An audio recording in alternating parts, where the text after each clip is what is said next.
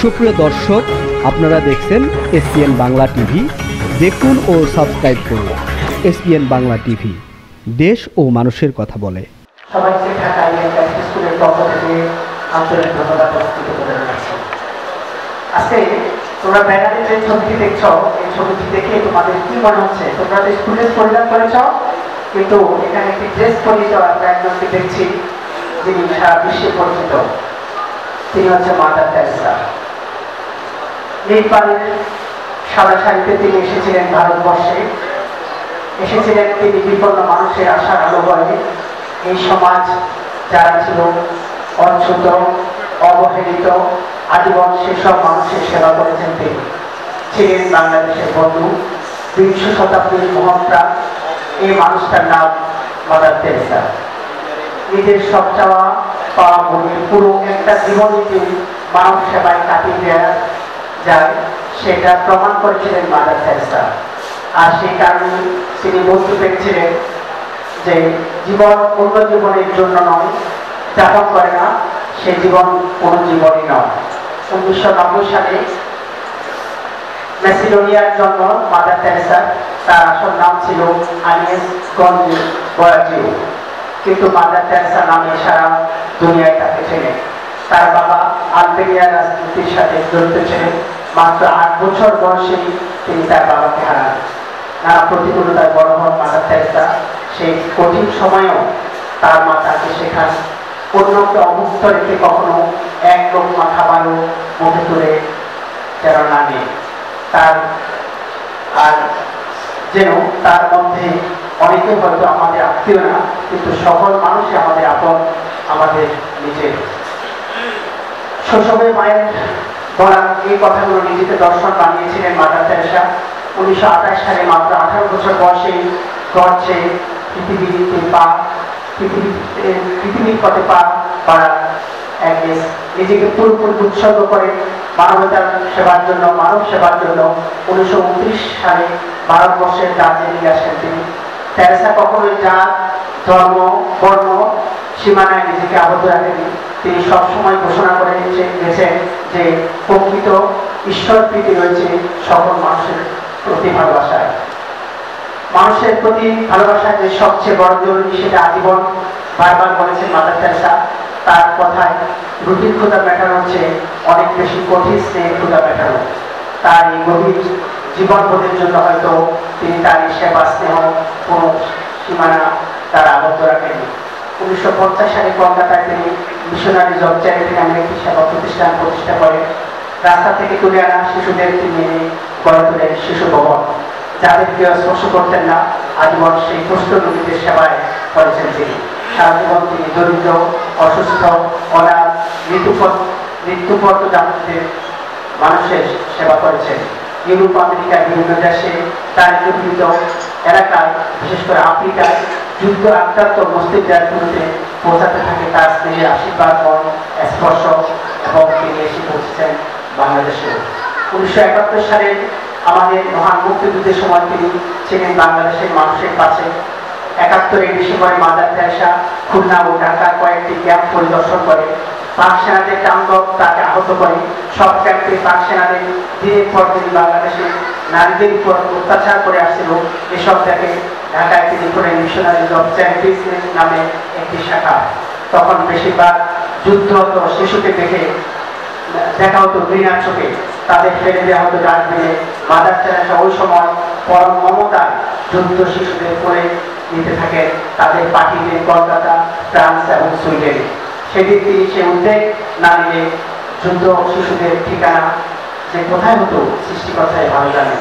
1991 সালে বাংলাদেশে ভয়াবহ ঘূর্ণিঝড়ের পর মানুষের সেবায় তিনি এসেছিলেন এই বাংলাদেশে। যে পারেন সাদা শাড়ি পরে বিশ্বগুরু মাদার তেরেসা আত্মমানবতার সেবায় নিয়োজিত হয়েছিলেন, সে শাড়ি এখন মিশনারি অব চ্যারিটির প্রতীক। 1970-এর দশকের মধ্যে সমাজসেবী এবং অনাথ আতুরজানের বন্ধুর সাথে তার খ্যাতি সারা বিশ্বে ছড়িয়ে পড়ে। 1979 সালের 17 অক্টোবর তিনি তার সেবা কার্যের জন্য নোবেল শান্তি পুরস্কার, 1980 সালে ভারতের সর্বোচ্চ অসামরিক সম্মান ভারতরত্ন লাভ করেন। 1997 সালে 5 সেপ্টেম্বর তিনি মারা যান। মাদার তেরেসার মৃত্যুর সময় বিশ্বের 130টি রাষ্ট্রে HIV/AIDS, কুষ্ঠ ও যক্ষার চিকিৎসা কেন্দ্র, ভোজনশালা, শিশু ও পরিবার পরামর্শ কেন্দ্র, অনাথ আশ্রম ও বিদ্যালয় সহ মিশনারিজ অফ চ্যারিটি 610টি কেন্দ্র বিদ্যমান ছিল। বাংলাদেশের মুক্তিযুদ্ধে মাদার তেরেসার একটি গুরুত্বপূর্ণ অবদান ছিল শরণার্থীদের সহায়তা করা। তিনি তার সেবামূলক সংস্থা মিশনারিজ অফ চ্যারিটির মাধ্যমে যুদ্ধের কারণে দুর্দশাগ্রস্ত মানুষের জন্য ত্রাণ ও সেবার ব্যবস্থা করেছিলেন। মুক্তিযুদ্ধের সময় বিপুল সংখ্যক মানুষ বাংলাদেশ হতে ভারতে আশ্রয় নিয়েছিল। মাদার তেরেসা তাদের জন্য শরণার্থী শিবিরগুলোতে ত্রাণ ও চিকিৎসার সহায়তা প্রদানের জন্য কাজ করেছিলেন। তিনি শরণার্থীদের জন্য খাদ্য, বস্ত্র, ওষুধ এবং অন্যান্য প্রয়োজনীয় সামগ্রী সরবরাহ করেছিলেন। এছাড়াও তিনি আহত ও অসুস্থদের সেবার জন্য সেবা কেন্দ্র স্থাপন করেন এবং তাদের প্রয়োজনীয় চিকিৎসা এবং সেবা প্রদান করেন। মাদার তেরেসা যুদ্ধ শিশুদের জন্য কাজ করেছেন।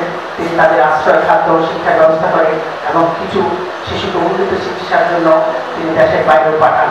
মুক্তিযুদ্ধের পর মাদার তেরেসা বাংলাদেশে এসে তার দাতব্য সংস্থার কার্যক্রম শুরু করেন। তিনি ঢাকায় প্রথম শাখা স্থাপন করেন এবং সেখানে তিনি একটি দুস্থ শিশুদের জন্য কাজ করেন।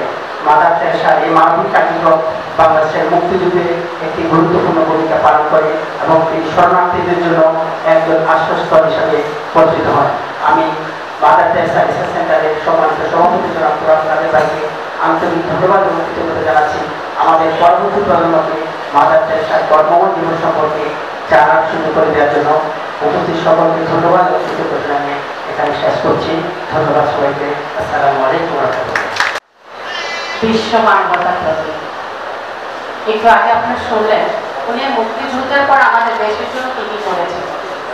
আসলে ওনার অবদান ভোলার মতো নয়, বিশ্বে উনি একটি পরিচিত মুখ্য বিপর্যিত নাম। আমি ওনার আত্মার মাত্রার কামনা করছি। আর একটু আগে আপনারা জেনেছেন যে আজকে আমাদের দেশনেত্রী বেগম খালেদা জিয়ার জন্মবার্ষিকী। শুভ জন্মদিন প্রিয় নেত্রী, আপনার সুস্বাস্থ্য কামনা করছি। একটু আগে আমার একটা বইয়ের বড় উন্মোচন হয়েছে, সেটা হচ্ছে যে অশ্রুতে রক্ত মিশে গেছে। আমি আমার এই বইটি উৎসর্গ করেছি 24 জুলাই নিহত সকল শহীদদের। সেখান থেকে আমি আমার একটি কবিতা পাঠ করছি। আমার কবিতার নাম একজন আবু সালিম। জন্মজাত ছোট্ট কুটিরে অজপাড়া গায়ে সোলা মাটির গন্ধজা লেপ্টে আছে পায়ে। চড়াই উতরাই পার করে আশা নিয়ে হতো বাবা মায়ের মায়ার বাঁধন ছিন্ন করে। পড়াশোনা শেষ করে পাবে বড় চাকরি, পিতা মাতার দারিদ্র বুঝিয়ে তবেই ফিরতে পারে। হঠাৎ দেখে তাদের স্থান দখল করছে কেউ, বুকের ভিতর উথাল পাথাল 7 সমুদ্রের ঢেউ। আমার মেধার স্থান আমি কাউকে দেব না দিতে। তাই তো সেদিন বুলেটের সামনে দাঁড়িয়েছিল মুক্তি। হায়নার বুলেট বুকতলার ঝাঁঝরা করে দিল। আবু সাইদের স্বপ্নগুলো নিমিষেই কেড়ে নিল। আবু সাইদের স্বপ্নগুলো নিমিষেই কেড়ে নিল। বাংলার জমিনে আজীবন রবে তোমার বীরত্বের ইতিহাস। শ্রদ্ধায় তুমি, ভালোবাসায় তুমি, তুমিই বাংলাদেশ, তুমিই বাংলাদেশ। ধন্যবাদ।